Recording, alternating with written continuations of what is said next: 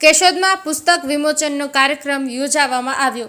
આજરોજ કેશોદના વ્રજવાડી party plot ખાતે પ્રકાશન ક્ષેત્રે એક વિશિષ્ટ કાર્યક્રમ યોજાયો હતો। કાર્યક્રમની શરૂઆત મંચસ્થ મહાનુભાવો દ્વારા દીપ પ્રાગટ્ય કરી કરવામાં આવી હતી।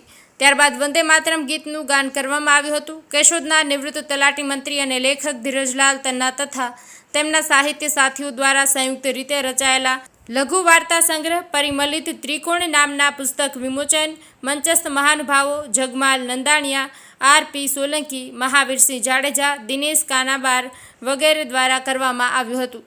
શ્રી ધીરજલાલ તન્ના એક પ્રતિષ્ઠિત તલાટી મંત્રી તરીકે પોતાની સેવાકાળ દરમિયાન જ્યાં જ્યાં ફરજ બજાવી ત્યાં ગામના વિકાસમાં નોંધપાત્ર યોગદાન આપ્યું છે। તેઓને તેમની વહીવટી કુશળતાને કારણે ઉચ્ચ કક્ષાના અધિકારીઓના તાલીમ વર્ગોમાં અધ્યાપક તરીકે પણ નિમણૂક કરવામાં આવ્યા હતા।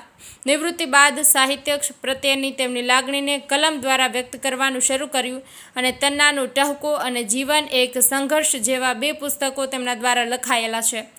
નવી લઘુ વાર્તાઓનું આ ત્રીજું પુસ્તક પરિમલિત ત્રિકોણ તેમના 2 સાથી લેખકો દ્વારા તૈયાર કરવામાં આવ્યું છે, જેની દરેક રચનામાં સમાજના પ્રત્યેનો કોઈ ખાસ સંદેશ સ્પષ્ટપણે વ્યક્ત થાય છે।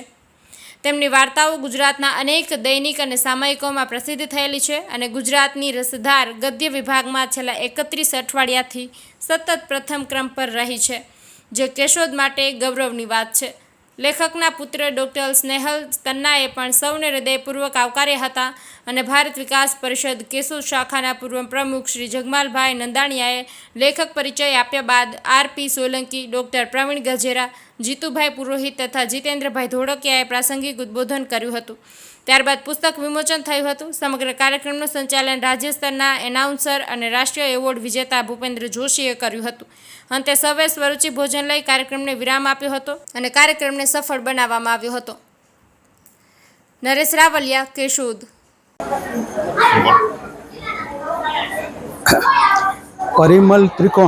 પરિમલિત ત્રિકોણ એ લખવાની પ્રેરણા મારા 3 પુત્રોમાંથી મને મળી છે। 3 પુત્રો મારા સુગંધિત છે। 2 પુત્રો સુગંધિત અલ્પેશ અને જીતેન્દ્ર એ ત્રીજા પુત્રના જન્મ દિવસે સ્નેહલને પુસ્તક ભેટ આપે છે।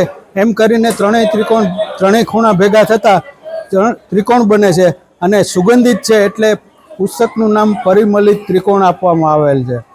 આ વાર્તાનો પ્લોટ મને મારા લઘુકથા સામયિકોમાં આવે છે એમાંથી જ અવતરણ કરેલ છે, તેમજ 52 લઘુકથાઓ આ પુસ્તકમાં સમાવેલ કરેલ છે એટલે 52ની લખેલ છે।